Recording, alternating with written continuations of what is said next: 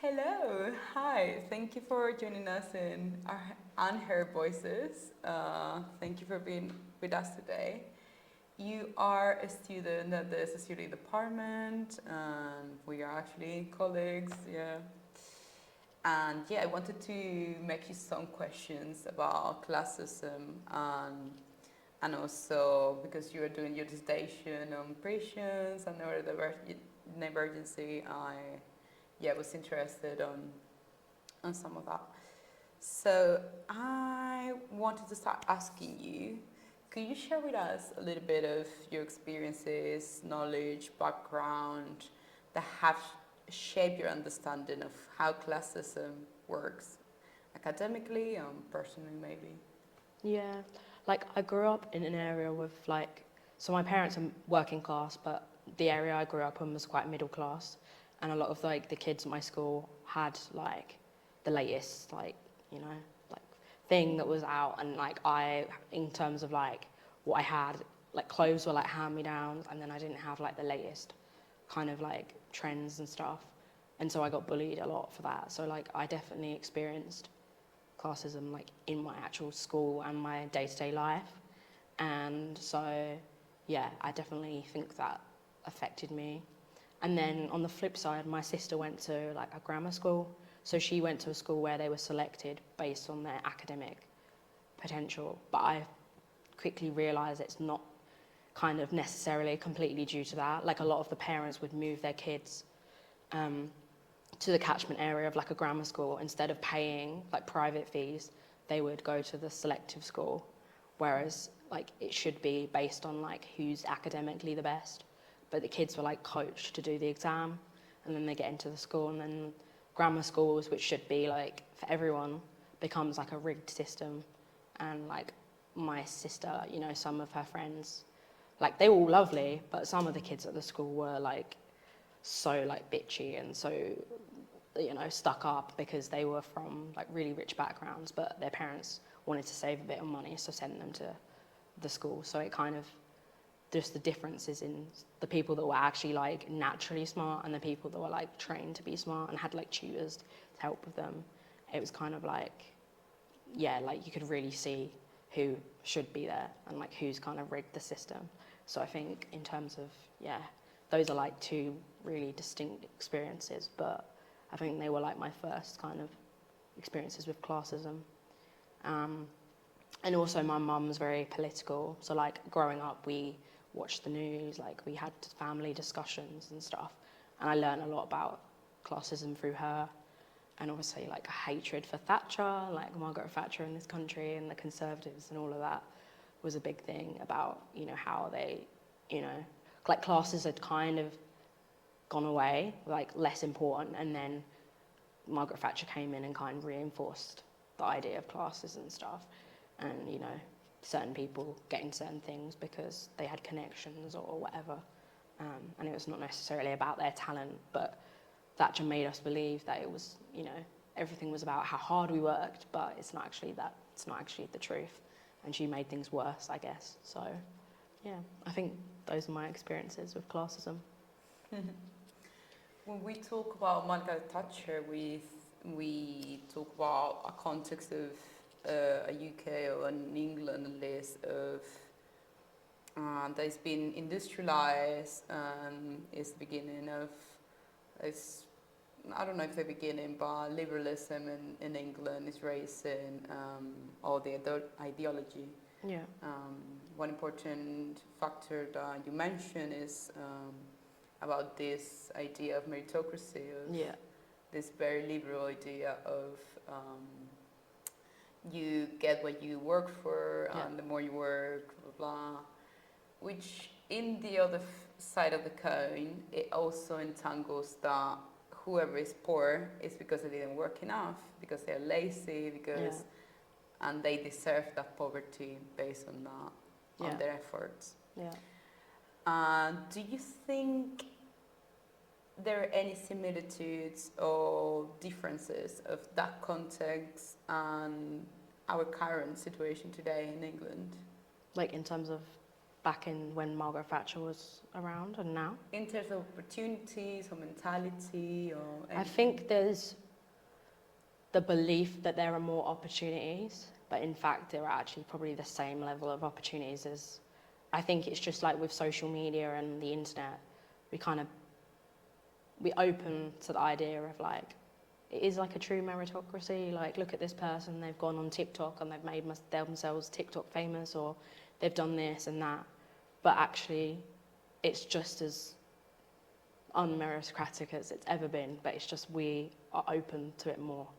So like there's that false like idea that we can kind of get what we want if we work hard, like you said, but it's actually like in a way it's worse because we see it, and then if we can't achieve that, it's like even worse because it, you know, we see people like seemingly like us and we're like, but why can't I get what they have? So I think in a way it's worse because we've been told that things are better, but they're not actually better, if that makes sense.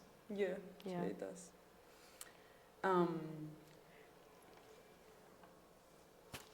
I would like to also ask you, like, when you see the future in society, Yeah. do you feel hopeful about how we're going to tackle classism, or like, do you see like, yeah, how do you feel about it? I don't know. I tend to be quite negative about it.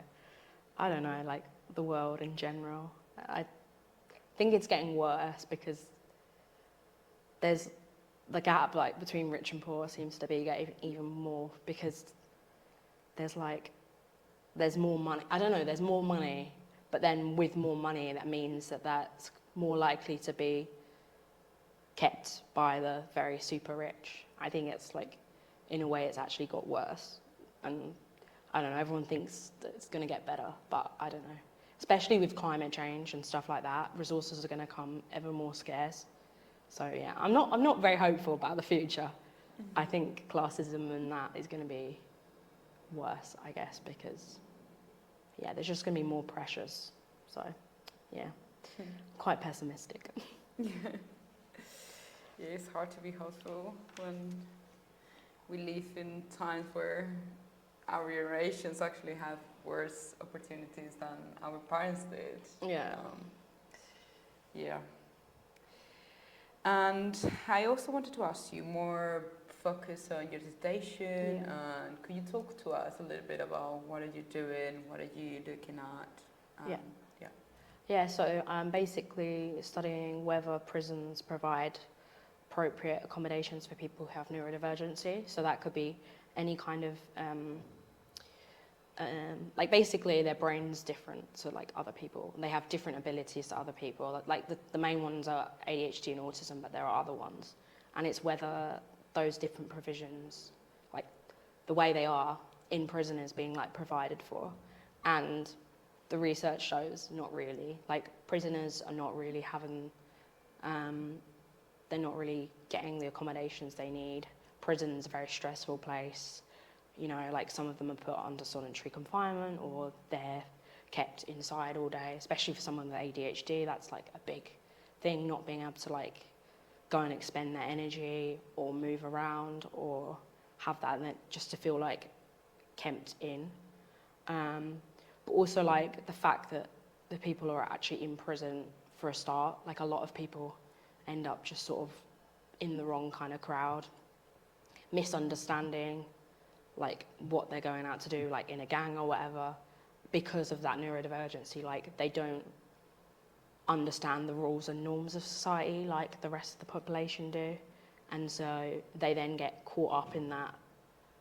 But it's not like fair exactly. If they didn't understand why what they were doing was a crime, then is it fair to put them in prison? And yeah, the government's not really doing a lot to support prisoners.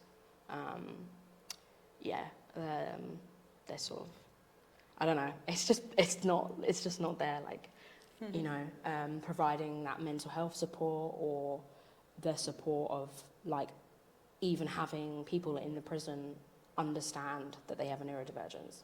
You know, like someone might come across as being angry, but actually they're frustrated And so prison sentences can get like extended because there's bad behaviour in the prison, like they might be fighting with an inmate, and it was just because they were stressed, they were anxious, it was their condition. And a lot of times it's even people are undiagnosed, which is even more of a kind of difficulty because you can't really research those people. You might believe they have a neurodivergence, but you can't systematically prove that. And so in terms of data, that kind of makes it harder because you can only really study the people that definitely are neurodivergent and put them in, you know, like studies and research, because there's kind of an ambiguity for people who you like, oh, I think they're neurodivergent, but I'm not sure. So definitely underdiagnosis is a problem, but also like the fact that, like I say, like prison staff, police don't actually understand the signs of neurodiversity. And then even if they do know someone's got a neurodiversity, they don't know properly how to accommodate for that. And the person's not given the chance to go and say, oh, you know, can you speak slower, or can I have longer in an interview, or can I have the questions of the interview before you're going to do the interview, like when they're being questioned by the police. And so then a lot of misunderstandings kind of happen.